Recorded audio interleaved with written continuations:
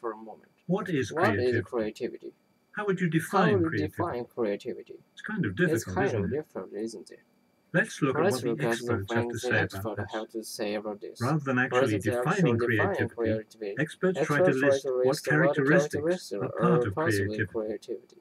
Many researchers have studied creativity and have come up with lists of characteristics that their research has shown to be part of creativity.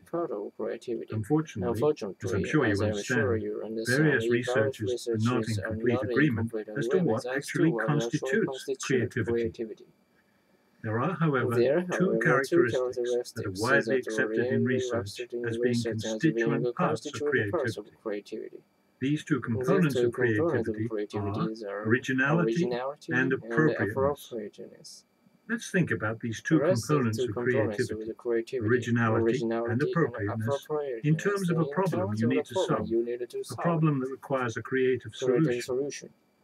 Can you see how originality and appropriateness would be part of a creative solution? First, let's think about originality. If you need a creative solution to a problem, the solution you need isn't the normal everyday solution everyone comes up with. It must be an original solution, something new, something different. And now let's think about appropriateness. When you're looking for a solution to a problem, it has to be an appropriate solution, doesn't it? If you suggest a solution to a problem, but the solution isn't appropriate, say it can't be used because it will offend people, or it won't solve the problem because it doesn't fit the problem, this isn't a good solution. Thus, we've seen that for an idea to be creative, it has to minimally be original and appropriate. There may be other component parts to creativity, but originality and appropriateness are certainly part of it. 果たしてそれはどうかな Have you ever wondered why the huge river in South America is called the Amazon? Well, two sources seem to have contributed to this name. One of these two sources for the modern name of the river is the original native name for the river, and the other source is a chronicle written when Europeans first explored the river in the 16th century. The native inhabitants living near the giant river certainly must have contributed in part to the modern name of this river. The name given by the native inhabitants to this large river was something like the modern name. The native inhabitants called the river Amazunu, which in their language meant big wave. I'm sure you can hear the similarity between the native name Amazunu and today's modern name Amazon.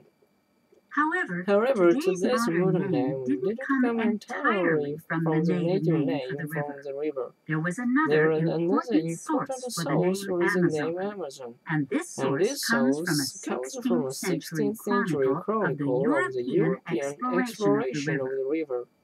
In early Greek literature, there were descriptions of a society of brave female warriors called Amazons. When the Europeans were exploring the river in the 16th century, a chronicle of the trip was kept.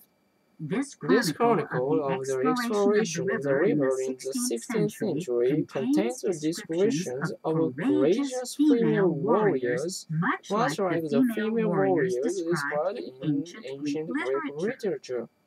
The chronicler made reference to the Amazon-like warriors on the river called Amazonu by the natives, which both helped to contribute to the river's modern name, Amazon. Amazon.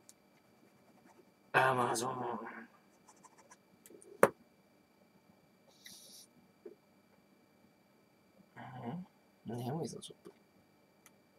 どうしたことだ、俺が眠いじゃないか。ありえへん。眠いなんてことはありえへん。いや、しかし長いですね。まだまだありますね。ロングマンの教材は一個一個短いけど、多い。だるい。 Something that affects some residents of Alaska and other societies in the far north of the globe during the winter months is a disorder called SAD. SAD is actually an acronym. SAD and it stands for seasonal seasonal affective disorder. S for S for seasonal, seasonal, A for affective, and D for disorder. In the summertime, Alaska is blessed with a tremendous amount of sunshine. 20 hours of sunshine a day in Anchorage, and 22 hours of sunshine a day in Fairbanks. In the winter, however, the opposite occurs, and there are long hours of darkness, and only an occasional few hours of sunshine. If the sky during the hours when sunshine is possible isn't cloudy or stormy. During these long periods of darkness, interrupted by little or no sunlight, residents can be afflicted by SAD, or seasonal affective disorder, a serious kind of clinical depression. Estimates of the percentage affected by SAD range from 10 to 20% of the population. There's actually a physiological cause of this disease, one that's related to the lack of regular sunlight. When the human body receives less sunlight, it produces less serotonin and more melatonin than usual. Serotonin is a hormone that causes humans to feel cheerful and positive, and less serotonin is produced when there's inadequate sunlight. Melatonin is a hormone that causes humans to feel drowsy and fall asleep, and more melatonin is produced when there's inadequate sunlight. It's this combination of reduced serotonin and increased melatonin that's the cause of seasonal affective disorder in areas where sunlight is reduced considerably for several months at a time. For at a time. 声の低さがきつい。 Hey, Sue. Hey, Sue. Are you heading over to the snack bar? Yes, I am. Yes, I am. So you heard that the main cafeteria is closed? I didn't hear I about didn't it. hear I about read it. the I notice. read the notice. There's a notice There's about the main cafeteria being closed? Yeah, there is. Yeah, there It's is. posted on the door of the main cafeteria. I went over to the cafeteria for lunch, and I read the notice. So now I'm going toward the snack bars. Sorry you had to walk all the way over there for nothing. I heard about the cafeteria being closed from one of the students in my class, so I didn't have to walk all the way over there for nothing. Listen, do you know why the cafeteria is closed? I can't believe it's closed during the semester. I heard there was a I heard there fire. was a fire. Some people were in there cooking this morning, and a fire got started. That would explain why the cafeteria is closed.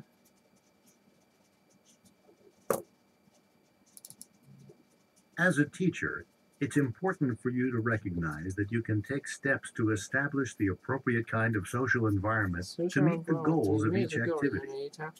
It's not enough to recognize that certain types of social environments can exist in the classroom. It's also necessary to understand that you can take steps to ensure that the social environment is appropriate for a particular activity.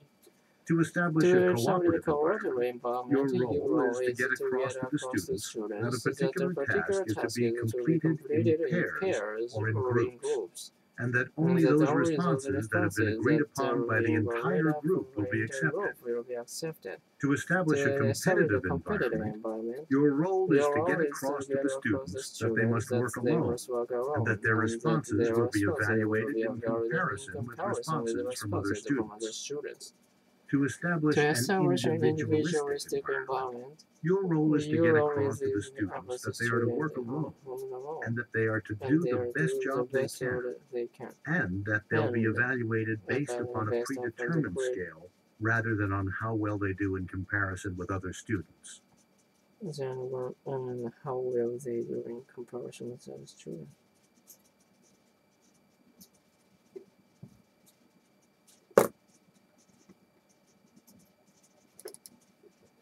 Hey, Beth. Hey, I saw you running across campus this morning. What was the hurry? Oh, hi, Todd. I do that every morning on campus. This morning was nothing unusual. You go running across the campus every morning just for fun? Oh, I'm not running for fun. I have to do that. It's the only way I can get to class on time. You have 2 classes in a row that are on opposite sides of the campus? Oh, it's much worse than that. Oh, it's much worse than that. 4 classes in a row, and I seem to have managed to choose 4 classes with one in each of the 4 corners of campus. So every day I end up running from the first class to the second, and from the second to the third, and from the third class to the last one. Why on earth did you schedule your classes that way? It sounded like a good idea when I scheduled my classes. I thought it was a good idea to bunch my classes together. I have classes at 8 o'clock in the morning, at 9 o'clock, 10 o'clock, and at 11 o'clock, Monday through Thursday. It means that I'm finished with all of my classes by noon. But it's not working out for you, is it? No, it's not. I can't get from one class to the next without running because the classes are so far apart. And even though I move pretty quickly from class to class, I'm still usually late to each class. Here I thought I was making such a great schedule for myself when I selected these classes. It does sound nice to have all of my classes in the morning 4 days a week. That part of it sounds good. It would be nice to have afternoons and evenings free, but the part where the classes are so far apart and you have to run from class to class and you're still late all the time, that part doesn't sound so good. It's not, I can assure you. Maybe next semester you need to consider where your classes meet, and not just when they meet. That absolutely makes sense to me.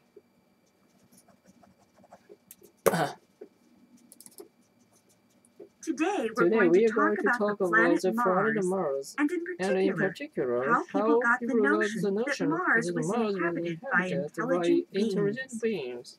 We know today that there are no English-speaking human-like beings with intelligence superior to ours populating the planet. But for quite some time, people believed that there were. Where did this idea come from? Do you know?